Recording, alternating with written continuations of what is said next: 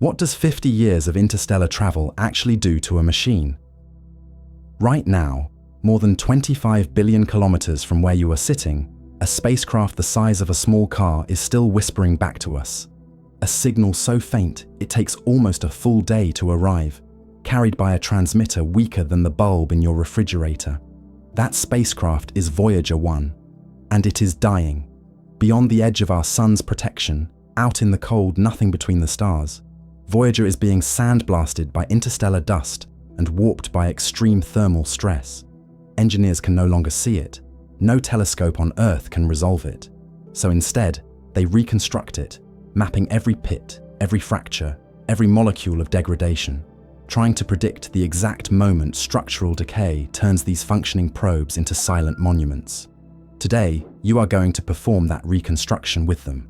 An interstellar autopsy, a forensic examination of the most remote object human hands have ever created, while it is, impossibly, still alive. To understand what Voyager has become, you first have to remember what it was. Picture the autumn of 1977. The probe sits in a clean room in Florida, sealed away from a single speck of contamination. Every surface gleams. The great parabolic dish of its high-gain antenna, nearly 4 meters across, is perfectly smooth, machined to a tolerance you could measure in the width of a human hair.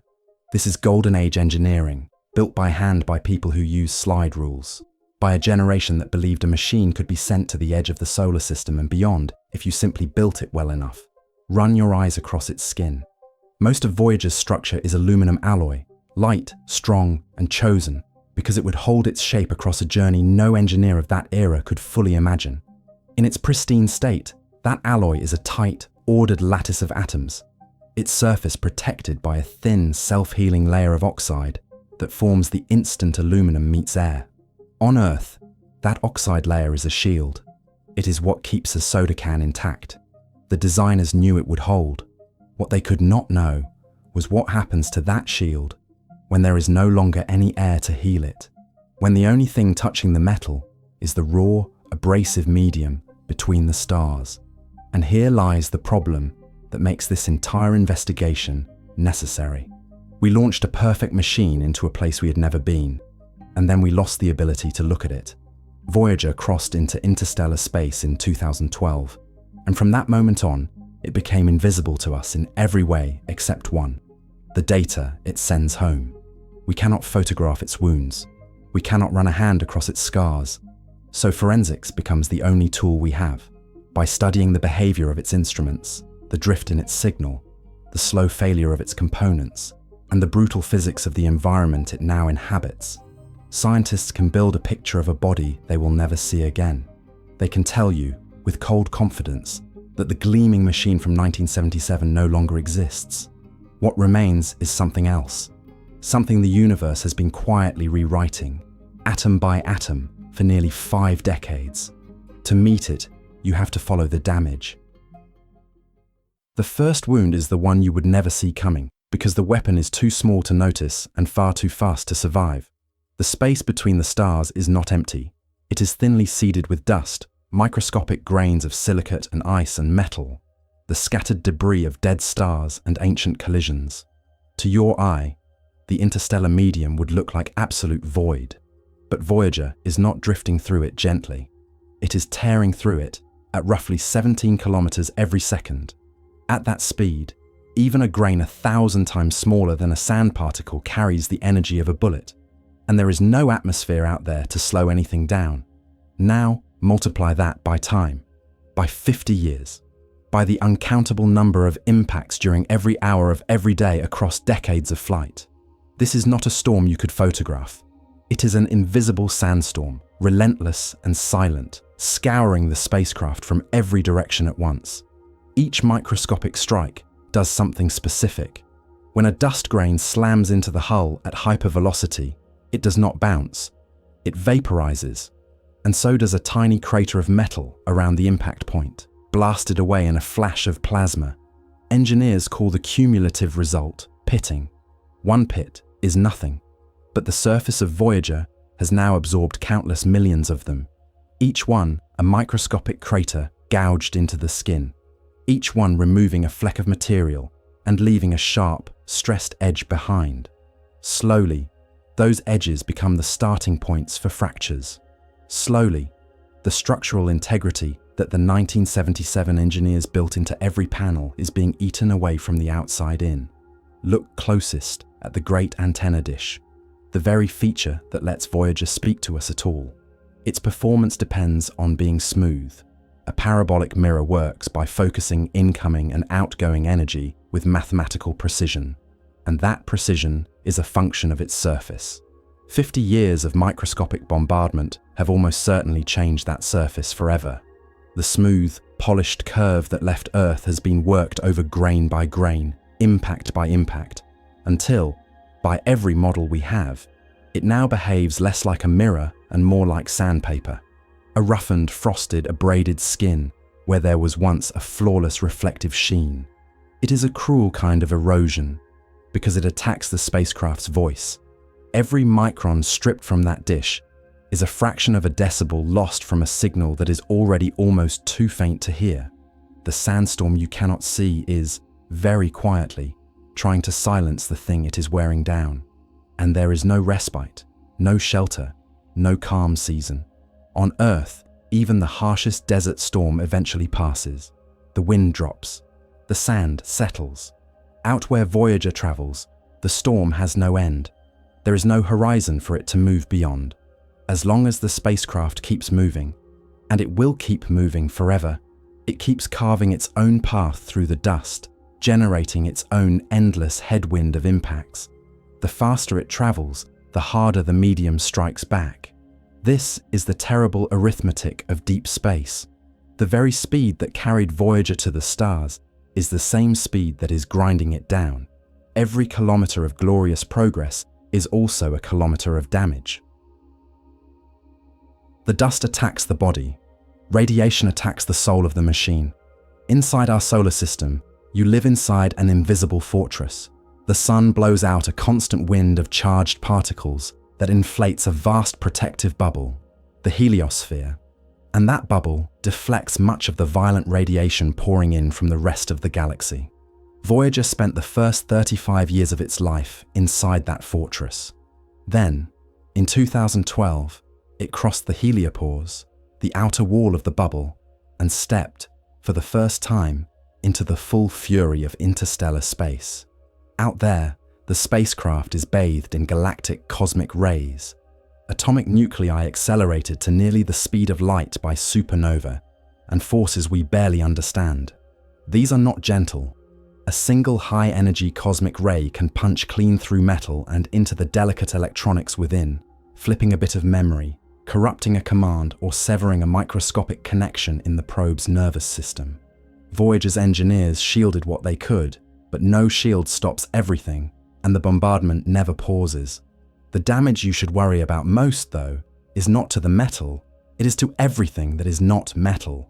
A spacecraft is held together by more than aluminum, by plastic insulation around its wiring, by rubber and polymer seals, by the soft organic materials that keep electrical pathways separated and sealed. These materials are made of long, delicate chains of molecules, and under constant radiation, those chains break. Scientists call this embrittlement or brittling.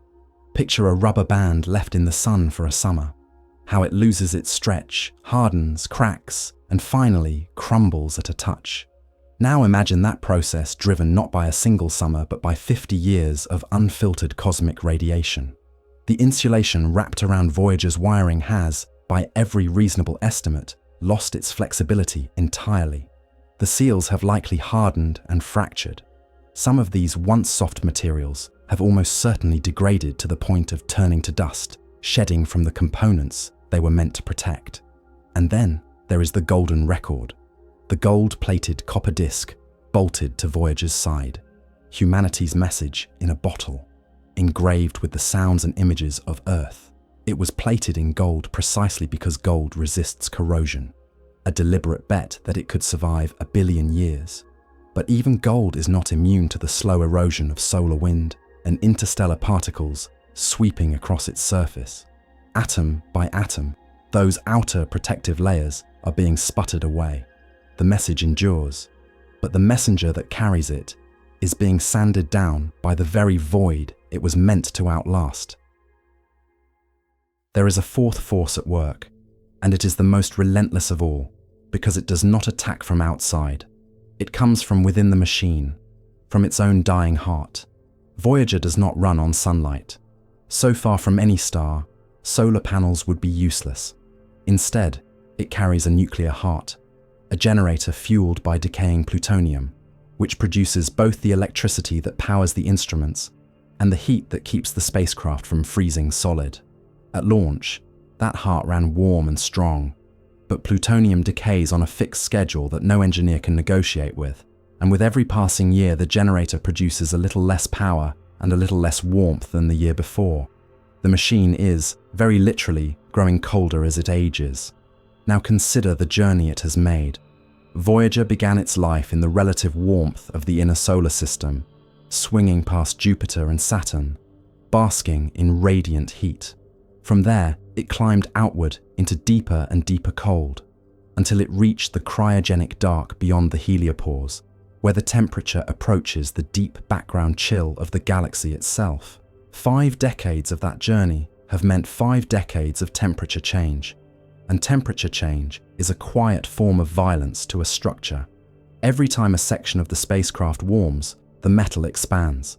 Every time it cools, the metal contracts. Joints flex, fasteners strain, panels pull and push against the bolts and rivets that hold them. Do this once and nothing happens. Do it relentlessly, across thousands of cycles and 50 years, and you get thermal fatigue. Microscopic cracks that form and grow at every point where 2 parts meet, weakening the spacecraft's skeleton from the inside of every joint. And there is something subtler still, something engineers call creep. Under steady, unending stress, metal does not simply hold its shape forever. Given enough time, even a solid aluminum strut will slowly, imperceptibly deform, flowing almost, like a glacier moving across centuries. Now combine that with the dying generator. As Voyager's internal heat source fades and its external temperature plummets, the careful thermal balance the designers engineered is breaking down. The most plausible reconstruction is unsettling. The main structural bus, once held in rigid alignment, is likely warping, bending out of true as the warmth that held it steady slips away. The machine is, slowly and silently, losing its shape. To grasp how unforgiving this is, you have to feel the numbers. The components inside Voyager were designed to operate within a narrow comfort zone, kept there by heaters and by the steady glow of the nuclear core. But as that core weakens, engineers on Earth have been forced into an agonizing triage, shutting down instrument after instrument, switching off heater after heater, deliberately letting parts of the spacecraft go cold to preserve the few systems that still matter most. Each shutdown is a small surrender. Each one exposes another section of the structure to temperatures it was never built to endure, accelerating the very fatigue and creep that are pulling it apart.